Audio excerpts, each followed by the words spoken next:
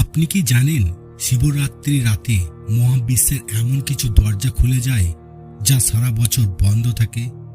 এই বিশেষ রাতে মাত্র 3টি বেলপাতা আপনার জীবনের মোড় ঘুরিয়ে দিতে পারে। হ্যাঁ, ঠিকই শুনেছেন।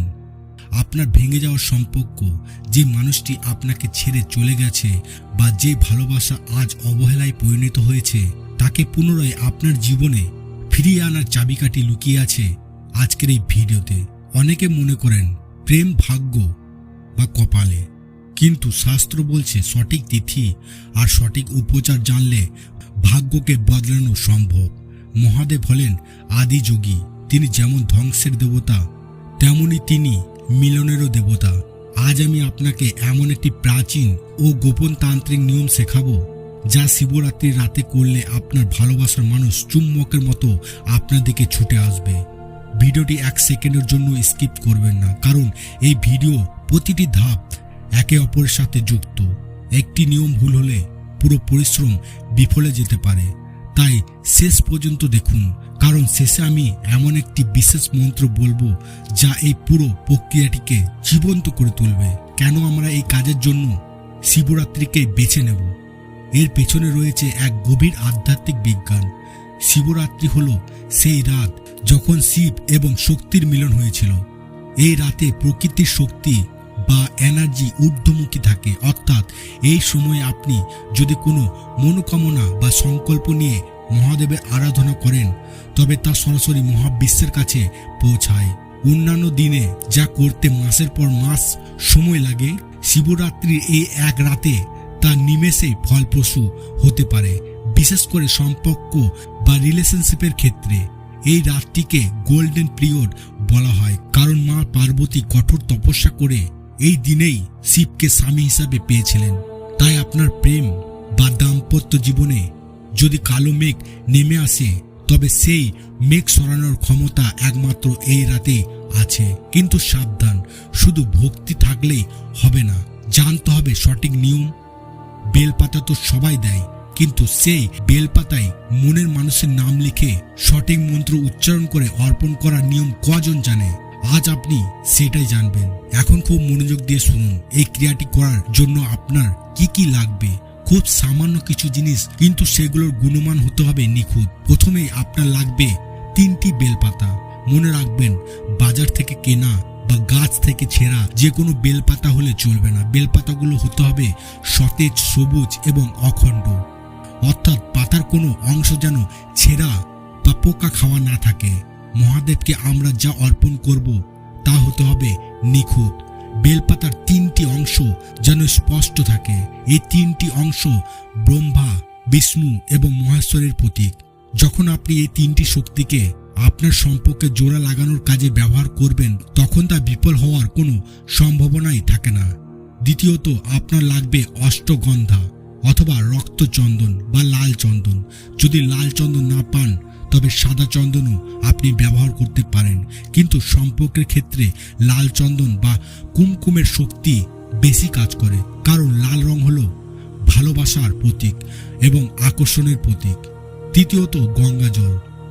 যদি গঙ্গা জল না থাকে, তবে পরিষ্কার জল আপনি ব্যবহার করতে পারেন, কিন্তু তাতে সামান্য একটু কাঁচা দুধ মিশিয়ে নেবেন। এবং সবশেষে একটি মাটির প্রদীপ, যাতে থাকবে গাওয়া ঘি। এই প্রদীপটি আপনার বিশ্বাসের সাক্ষী হয়ে জ্বলবে।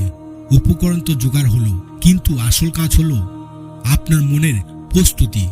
বশীকরণ বা কাউকে কাছে পাওয়ার চেষ্টা তখনই সফল হয় যখন আপনার ইচ্ছা শক্তি বা উইল পাওয়ার প্রবল থাকে। শিবরাত্রির দিন সন্ধ্যার পর থেকে ভোর রাত পর্যন্ত যে কোনো সময় আপনি এই কাজটি করতে পারেন। তবে শাস্ত্র মতে নিশীথকাল বা মধ্যরাত হলো এই কাজের জন্য শ্রেষ্ঠ সময়।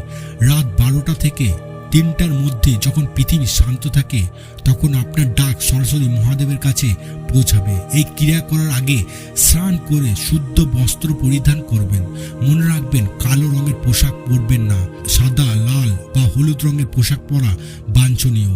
বসার সময় আপনার মুখ যেন উত্তর বা পূর্ব দিকে থাকে। সবচেয়ে গুরুত্বপূর্ণ বিষয় হলো আপনার মন। মনের ভেতর থেকে সমস্ত নেগেটিভিটি, রাগ, অভিমান দূর করে দিন। শুধু ভালোবাসার মানুষটির মুখ কল্পনা করুন। ভাবুন সে আপনার কাছে ফিরে এসেছে। এই পজিটিভ ভিজুয়ালাইজেশন বা ইতিবাচক ভাবনা আপনার মন্ত্রের শক্তিকে 10 গুণ বাড়িয়ে দেবে। এখন আসছি ভিডিওর সবথেকে গুরুত্বপূর্ণ অংশে। খুব সাবধানে প্রতিটি ধাপ অনুসরণ করুন।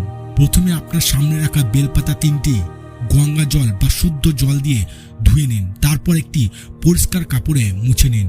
এবার চন্দন বা কুমকুম সামান্য জল দিয়ে গুলে পেস্ট তৈরি করুন। এই পেস্টটি হবে আপনার কালির কাজ। লেখার জন্য আপনি ডালিম গাছের একটি ছোট্ট ডাল বা আপনার অনামিকা আঙুল বা রিং ফিঙ্গার ব্যবহার করতে পারেন। অনামিকা আঙুল সরাসরি হৃদয়ের সাথে যুক্ত থাকে বলে মানা হয়।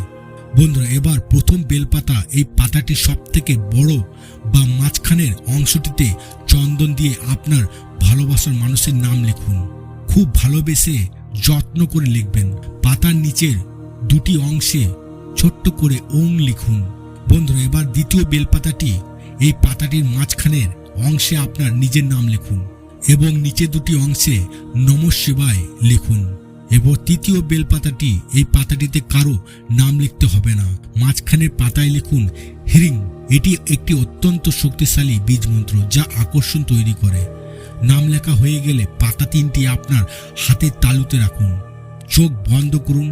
এবার সেই মানুষটির ছবি আপনার মনের ক্যানভাসে স্পষ্ট করে তুলুন।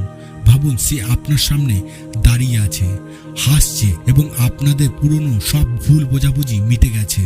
এবার এই 3টি পাতা শিবলিঙ্গে অর্পণ করার পালা।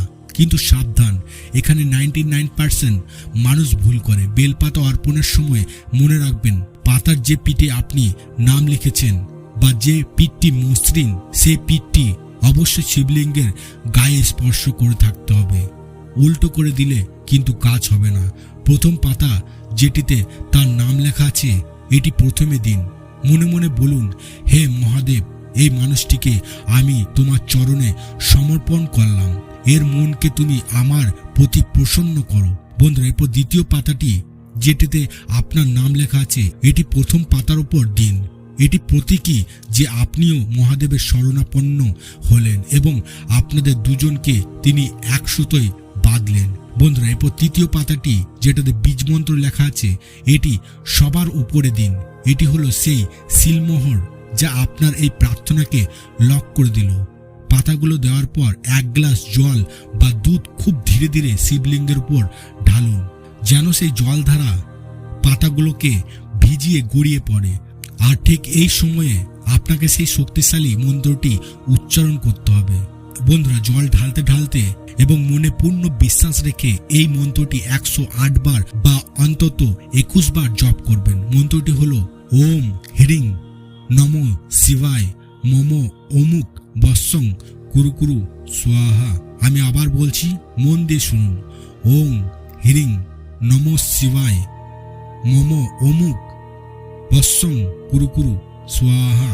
বন্ধুরা, যেখানে আমি অমুক কথাটি বললাম সেখানে আপনি আপনার ভালোবাসার মানুষের নাম উচ্চারণ করবেন। এই মন্ত্রে হিরিং শব্দটি মায়া এবং আকর্ষণের শক্তি বহন করে এবং বৎসং কুরু মানে হলো তাকে আমার অনুকূলে করো। মহাদেবের নাম নিয়ে যখন এই মন্ত্র উচ্চারিত হয় তখন তা পবিত্র ভালোবাসার শক্তিতে পরিণত হয়। বন্ধুরা, পুজো শেষ হলে কিছুক্ষণ চোখ বন্ধ করে সেখানে বসে থাকুন। মহাদেবের কাছে নিজের ভুল ত্রুটির জন্য ক্ষমা চান। মনে রাখবেন, ভালোবাসা পবিত্র। যদি আপনার উদ্দেশ্য সৎ হয়, যদি আপনি সত্যি তাকে ভালোবাসেন, তবে মহাদেব আপনার ডাক ফেরাবেন না। কিন্তু যদি কারো ক্ষতি করার জন্য বা অন্যায় জেদ মেটানোর জন্য এটি করেন, তবে হিতে বিপরীত হতে পারে। শিবরাত্রির পরের দিন সকালে স্নান করে কোনো অভাবী মানুষকে কিছু দান করুন। এটি আপনার কর্মফলকে শুদ্ধ করবে। বন্ধুরা, বিশ্বাসই হলো আসল শক্তি। পাথরে বিশ্বাস থাকলে তার দেবতা, আর বিশ্বাস না থাকলে তা শুধুই পাথর। এই শিবরাত্রিতে আপনার প্রেম সার্থক হোক, আপনার শূন্য জীবন ভালোবাসায় ভরে উঠুক, এটাই আমাদের কামনা। ভিডিওটি যদি আপনার মনে একটু আশা জাগিয়ে থাকে তবে লাইক করতে ভুলবেন না। আর এমন আরো গোপন তান্ত্রিক টোটকা জানতে আমাদের চ্যানেলটিকে সাবস্ক্রাইব করে বেল আইকনটি প্রেস করে দিন। কমেন্ট বক্সে অবশ্যই লিখুন হর হর মহাদেব। দেখবেন আপনার কাজ অনেকটা সহজ হয়ে গেছে। দেখা হচ্ছে পরের ভিডিওতে। ততক্ষণ ভালো থাকুন, ভালোবাসায় থাকুন। ধন্যবাদ।